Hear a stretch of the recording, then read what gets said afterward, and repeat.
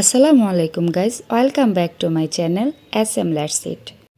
আজকে আপনাদের সাথে শেয়ার করব কিভাবে একদম সাদা রেখে ঝরঝরে পোলাও তৈরি করা যায়, আর কতটুকু চালের জন্য কতটুকু পরিমাপ পানি দিতে হবে, কি পরিমাণ রেখে পোলাওটা রান্না করা যায় একদম সাদা ধবধবে। সাথে কিছু টিপস সহ আপনাদের সাথে শেয়ার করব। পোলাও রান্না করার জন্য এখানে আমি চিনি গুঁড়া চালটা ব্যবহার করতেছি, আর আমি একটা রসমালাইয়ের যে বক্সগুলা এরকম এক বক্স চাল নিয়েছি 600 গ্রাম মেপে। আপনারা চেষ্টা করবেন একবারে একটা পাত্রতে মেপে পরিমাপটা করতে। তো এখন চালগুলো ভালো করে ধুয়ে নিব যতক্ষণ না পর্যন্ত পানিটা স্বচ্ছ না হয়। চালগুলো ধোয়া হয়ে গেলে তারপর এরকম একটা ঝুড়িতে চালগুলো পানি ঝরাতে দিব।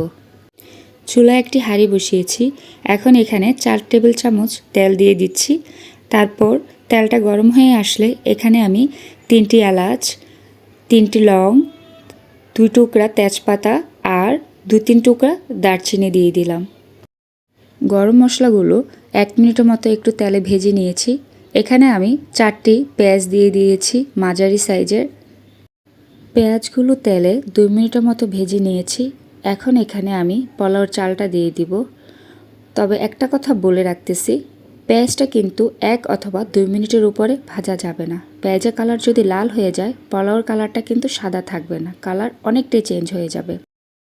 তো এখন এখানে আমি 2-3 মিনিট একটু ভালোভাবে নাড়াচাড়া দিয়ে 1 টেবিল চামচ আদা বাটা দিয়ে দিচ্ছি। আদা বাটা দিয়ে আবারও ভালো করে মিক্সড করে নেব। 6-7 মিনিটের মতো চালটাকে ভেজে নেব। যেহেতু আমি আদা বাটা দেওয়ার আগে 2 মিনিটের মতো ভেজে নিয়েছিলাম, তাই আমার টোটাল কিন্তু 8 মিনিটের মতো হয়ে গেছে। আমি আর বেশি ভাজবো না চালটা। দেখতে পাচ্ছেন কতটা ঝরঝরে হয়েছে। তো এখানে কিন্তু আমি মিডিয়াম আঁচেই চালটা ভেজে নিয়েছি। এই মুহূর্তে এসে পানি দিয়ে দিব।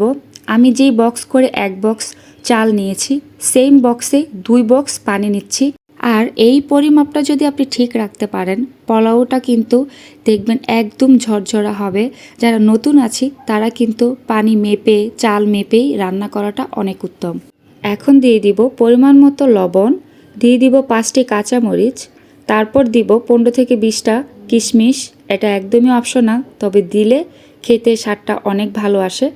সব কিছু দিয়ে একটু নাড়াচাড়া দিয়ে নিব। তারপর এখানে আমি 5 মিনিটের জন্য ঢাকনা দিব। ঢাকনা দিয়ে 5 মিনিট পর আবারও ফিরে আসলাম। তো এখানে এখন আমি কেওড়া জল দিব। এটা যে কোনো মুদি দোকান অথবা সুপার শপে আপনি পেয়ে যাবেন। তো হাফ চা চামচ কেওড়া জল দিয়ে দিছি। দিয়ে দিব 1 টেবিল চামচ গুঁড়া দুধ। তারপর দিয়ে দিচ্ছি স্বাদ মতো কিছুটা চিনি। চিনিটা কিন্তু পোলাওর টেস্টটা অনেক গুণে বাড়িয়ে দেয়। চেষ্টা করবেন এটা ব্যবহার করার জন্য। সব কিছু দিয়ে আবারও ভালোভাবে একটু নেড়ে ছেড়ে দিব। তবে হাতের কাছে যদি গুঁড়া দুধ না থাকে, আপনি লিকুইড দুধটাও ব্যবহার করতে পারেন। সেই ক্ষেত্রে যদি 1 কাপ লিকুইড দুধ দেন, আপনাকে 1 কাপ পানি কমিয়ে ব্যবহার করতে হবে। আর যে 5 মিনিট আমি ঢাকনা দিয়ে পোলাওর পানিটা শুকিয়েছিলাম, সেটা কিন্তু একটু হাই হিটে রেখেই পানিটা কমিয়ে নিয়েছিলাম। তো এখন এখানে আমি সব কিছু ভালো করে মাখিয়ে আবারও 15 মিনিটের মতো দমে রেখে দিব। যদি কোনো ছিদ্র থাকে এভাবেই বন্ধ করে দিবেন।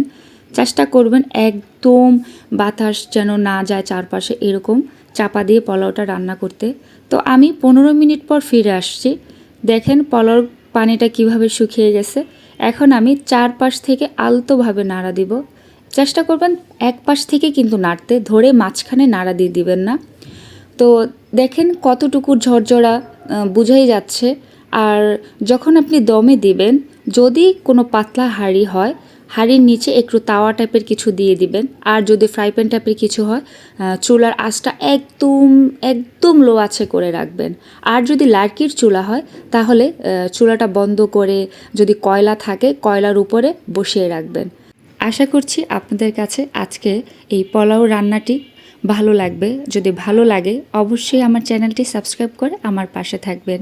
আর যদি ভিডিও ভালো লেগে থাকে আমাকে কমেন্টে জানাবেন। তো আজকে এই পর্যন্তই। সবাই ভালো থাকবেন। আল্লাহ হাফেজ।